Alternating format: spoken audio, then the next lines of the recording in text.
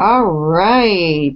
Hi there. This is Deb Evans coming to you very live tonight from Stagecoach, Texas, and on Google Hangout for Social Geek Radio. It is a special edition this week. We have a great guest, and we thought we'd do it both live on Google Hangouts on air and through Social Geek Radio. So, Jack Munson, how are you? I get to see you tonight. Yay, yeah. We actually have visuals along with the Theater of the Mind. How are you, Deb? I'm live in Waco, Texas, the franchising center of the universe, and I have to admit I've never experienced 99-degree temperatures in Chicago in October, so it's fun to be in Texas this time of year. But excited to be here live. It's officially 8 o'clock in the East, and that makes it 5 o'clock in the West, and this is Social Geek Radio, live on Google Hangouts. Live on Google Hangouts, and we have a very special guest. It's a longtime friend of mine, but neither of us are old, are we, Robin Raskin? No. Never, no, never. We're not old. So Robin is my tech geek mentor guru, somebody that I've stalked and followed around, but we've known each other through technology and education from way back with Computer Explorers, and Robin was Family PC magazine editor, and geez, you're a blogger and a writer and tech, and you've done so much. I'm always just in awe. Actually, my job description says I don't change jobs, I just collect them. So they're additive. That's good. So I was telling Jack before we went on the air and before we display your really cool geeky toy that you've got now, tell us about what you've got coming up in Vegas before too long. Right. So you are right. And I am here in New York where it's dark already, so I'm not in Texas, so I'm in the minority here. I spent the first half of my life in journalism, editor of PC Magazine, Family PC, then over at Yahoo, and then I decided, and I'll put this in a soundbite, my Rolodex was stronger than my writing, and writing was getting tougher, so I actually formed a company called Living in Digital Times, and we provide conference and events services, and our largest partner is the Consumer Electronics Show. So every year in Vegas in January, we go out, and our job is to put products in the context of life. So we do an area for kids in technology, moms in technology, boomers in technology, higher education, sports and fitness, digital health. It kind of grows on, and it's really had a great, I hope, effect not just on bringing products to light, but the market that you need to build them. So I'm fascinated with the new economy, and when you're a boomer, to go buy a product that you need, where do you go and how do you find out about it, and what's the discovery like? So in January, we will have 10 different shows going on in Las Vegas at once, mostly in the Venetian and Sands Expo Center. And one of the highlights this year, one of our newest, high-tech wearable fashion. And it is a runway fashion show. It is so cool. I mean, you always have the best gadgets. And Jack, sometimes I'll turn on the TV and you've got Good Morning America on, or the, Channel 9 News or whatever is in New York, and who pops up but Robin Raskin, showing us the great technology and what you should be doing with it as an adult or as kids. And she always has always something you're doing. Well, yeah, but it's all, it's all in the same mantra of tech is only good if people understand how to use it, if it's accessible to them, and if there's the industry to support them. And everything, as social geeks, what's going on with crowdfunding and new economies. So I've really been immersed. To me, we're in this perfect storm, first of all, in technology. We've got sensors have been around forever.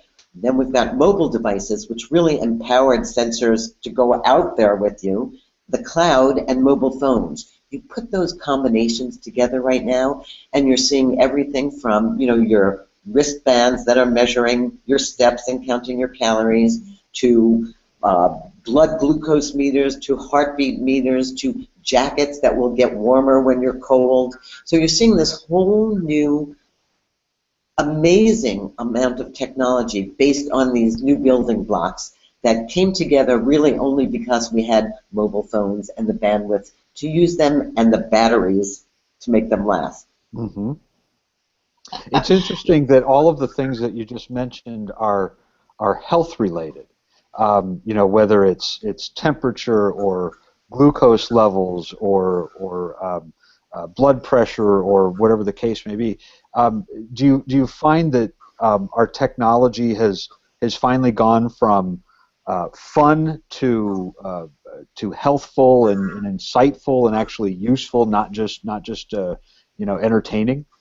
Well, I've always thought technology would solve the world's problems, and I mean that sincerely. So I talked about health, but you just mentioned that you were in a room where there was air conditioning. Now imagine if the room knew your body temperature, like Nest does, learned about when you're hot and cold, and adjusted accordingly. Well, not only are you controlling your body comfort, but you're helping the environment. Mm-hmm. So I think, let's take driverless cars. I'm getting older. I know at some point I'm, going to take my own keys away. So imagine getting in my car and saying, "I'd like to go to the supermarket now, car," and having my car be able to talk to itself. Forget about me. We're really close to all of that happening. To my door lock now, knows when I come to the door because of the fob in my pocket. My car knows where it's parked. So as this technology becomes more real, I think it's going to become more useful to all of us, whether we're kids going off to school and mom and dad want to know where we are, or we're aging, or we're a sports nut, or we're have a health problem. And you mentioned the key fob in the pocket. I just got one of those cars that does that, and it freaks me out every time I go to my car and I get close and all the locks, open up. It's like, oh, that's right. The car knows I'm here. It's just, can you imagine? I mean, my grandkids today will not know, in a few years or when they're ready to drive, what it's like to put a key in the car.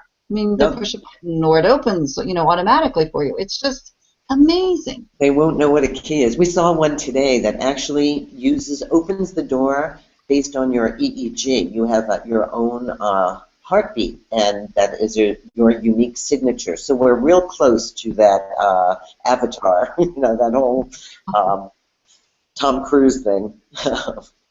So it's an exciting time, and it's also exciting because the boundary to entry to this, to doing something creative with this stuff is so low. I mean, look at 3D printing is another really good example.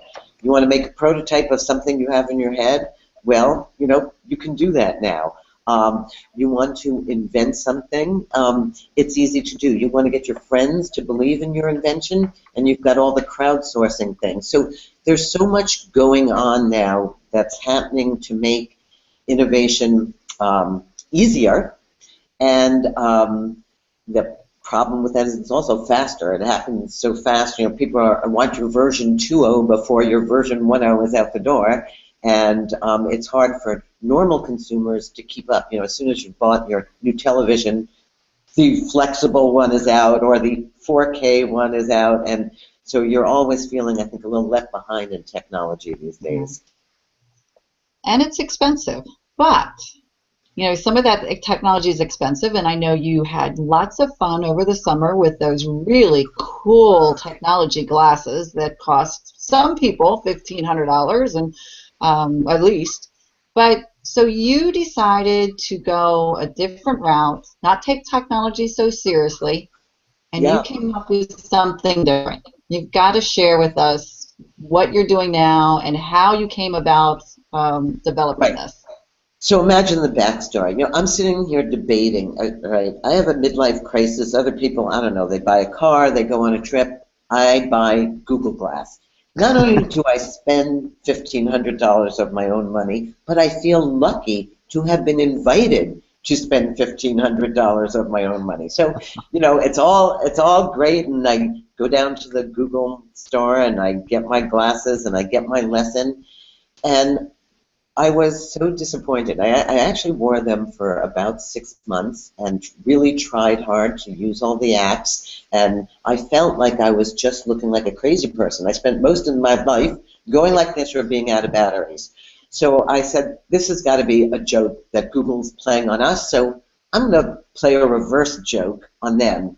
And then part two of that was, I have always felt that if you write about technology, you ought to be able to go through the pain that other people go through. So well, I'm going to make fake Google Glass. And this idea came to me called faux glass, F-A-U-X, just like faux fur, or that faux glass would let anybody look like they were a Google Glass user, but for only $20, which are what my glass ended up costing.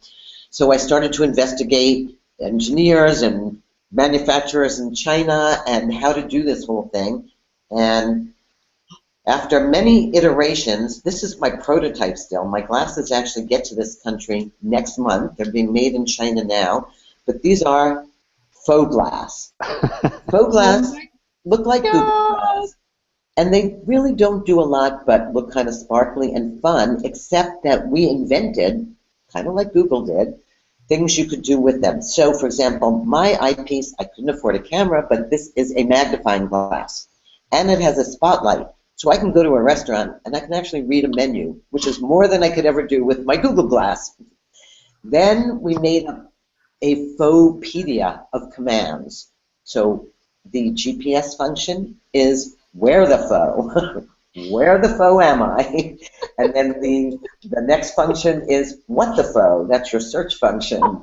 And then there's iPhoto, that's your camera function and your touch-ups. And we invited people to send us their own faux-pedia commands. So faux real and mofo and mosho, and so it's become kind of starting slowly, ramping up to say, you have a geek in your life that really wanted these and didn't get them? Well, they can have them now for $20, and they can walk through the street, and I guarantee everybody will say the same thing that they said when you wore Google Glass, which is, oh my God, what are you wearing? Show me. And that's what most people wore their Google Glass for. So that is the story of faux, and it's sort of just in keeping with this belief I have that it's a great time to create and innovate, and we crowdsourced this on Indiegogo and figured that people would see it and either get the joke or not get the joke, and so far they're getting it. I think it's great, and Jack, I know you need a pair of these, don't you? Well, my first comment when I saw them was, where were these a year ago at the IFA convention when we were having a bit of fun at someone's expense who was wearing wearing the Google Glass, and Rob and I created my own faux Google Glass. Here, I'll show you. You won't be able to see this obviously on Social Geek Radio, but here on the Google Hangout, you can see that this was my invention of the Google Glass faux, but I think yours is a lot fancier, and quite frankly, I'm pretty impressed at the price point of $20. You can't really buy a cheap pair of sunglasses for $20 anymore. With shipping and with shipping. And it's actually, it's amazing, and part of it was how really inexpensive, and if you took apart the components in Google Glass piece by piece and saw what it cost to actually make that pair of glasses. Now, they have a real camera, and they do have a real processor. I have none of those things, but your camera works almost as well, I think, right? That's okay, and right, you can just tap your head, and if people saw me, all I'm doing is cycling through a lot of different colored lights. They can flash on and off in weird patterns, and people can make their own. Think about Morse code. You can actually communicate with your friends in faux. So it becomes a toy that tickles your imagination. And I think one of the things we've lost in all our startup mania is just to laugh at ourselves and say, how silly are we all? We're all walking around with these things, tapping our heads and hoping that something happens. And, Google Glass really became a symbol of so many things, of a privacy invasion, of getting punched in the face, of the word, am I allowed to say this on Social Geek Radio, of glass holes. And so we have faux holes. And so, it became a meme, if you will, for so many things that we were all trying to figure out. And we're going to get there, whether we wear them on our wrists or our eyes or as a bandage on our skin. We're going to be monitored and using wearables in our life to communicate. You're seeing jewelry now. Have you seen the new jewelry, Deb? They're necklaces, and that will notify you, so you can keep your cell phone off in your pocketbook somewhere, and your necklace will let you know, or your ringly will let you know when you've got a social media message or a phone call or a date. Yeah, I saw the ring. I saw the ring advertised that it flashes that if you get a Facebook message or a tweet, it's like, yeah, I don't need that. My phone gives me enough notifications. Yeah, but isn't your phone always buried in your bag where you can't find it? Mine is. So this idea of a ring, actually, I wore something called Zazie Gem for a while, and it can be a ring or a necklace or a pin, and it will light up and give you certain commands. And it was kind of fun. Mostly, I knew when my kids were calling. So I think you're seeing this stuff everywhere. You're seeing kids' bracelets. Like the AT&T has a Philip product that is a bracelet kids can wear and be tracked all the time. There are a number of bands coming out for kids this year that will be there. You put in one module, it's social media. You put in another, it's a game. So all sorts of wearables are happening. So I figured, why not have fun and go faux? So you developed them yourself, and you're crowdsourcing, and I know I've ordered my pair, so I know you can order now. And what's the expected shipping date? We should have them here by November 15th, but we're saying December 1st on the website, so we don't disappoint anybody. You can buy the one pack, and that's the faux, or you can buy the two faux, or there's the party faux, there's the faux pack, there's the fauxing pack with like 100 of them. And when you buy them, you get your picture, you take your picture, and it goes up on our wall of faux with your friends, and you get to put a command in the Fauxpedia. So I'm hoping what will happen is sort of a little creative social networking. I think it's great. It's just another chapter. Well, it is a pretty interesting chapter, Robin. I love what you said about experiencing sort of the entrepreneur lifestyle yourself after writing about it for so many years. What's the feeling so far? Are you getting those highs and lows of entrepreneurship? Are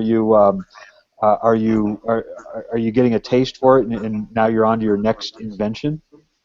Well, so I bought I own Faux World now. You can only imagine the Faux Pro coming next. I mean, there's no end to faux. But I am truly humbled that anybody gets a product out on a shelf anywhere, and the next time I complain about the battery not sitting right or the curve of the button, I'm going to bite my tongue twice, and I'm going to say, oh gosh, remember how hard it was for me to get my battery in my fake glasses? Right. So the fact that people are doing this just blows my mind. I mean, it did. I worked with an engineer and I worked with a draftsperson, so I didn't do this by myself. But it's to bring your vision of something to life is just an incredible feeling. I'm humbled and I'm also freaked out because the campaign clicks by. Yeah, and you do have this all trademarked and everything, right? Are we going to see knockoffs of the faux glass showing up like on the corner of 42nd Street and 7th Avenue sometime soon? I would be so happy.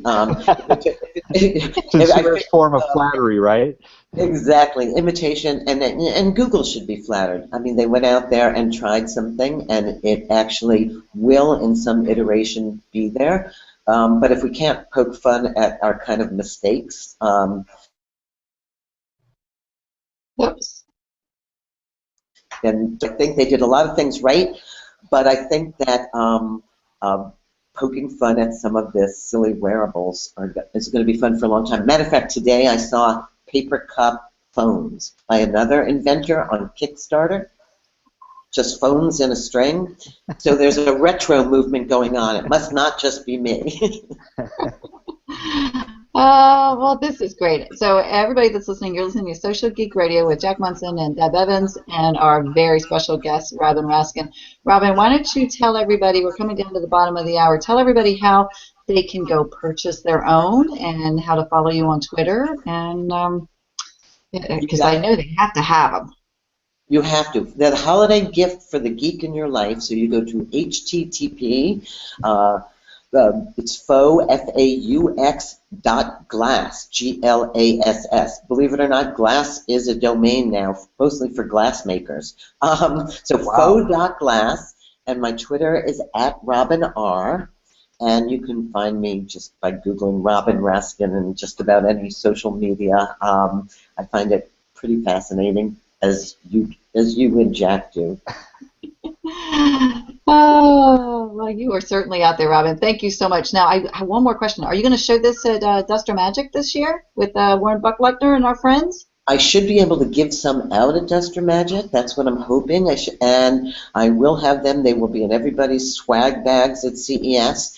And if everybody has one wish, mine is for Stephen Colbert to wear them, and then I will be happy. I will consider it a major success. Jack, you can pull that off for her, can't you? Yeah, we'll get right on that. We'll start contacting Stephen's people right away. Right, Stephen, have your people call my people. I could totally see it. In fact, you know what we should do? We'll just create a faux Twitter handle of Stephen already wearing the product, and no one will really know if he ever really wore it or not. Oh, you're brilliant. Oh, you're brilliant. All right. Deb, I've got to get to Twitter and get that handle set up right now. So, Robin, thanks so much for joining us on Social Geek Radio. Okay, for real. Great to see you. Get the faux out. Okay, bye-bye. Bye. Thank you. Thanks for joining us.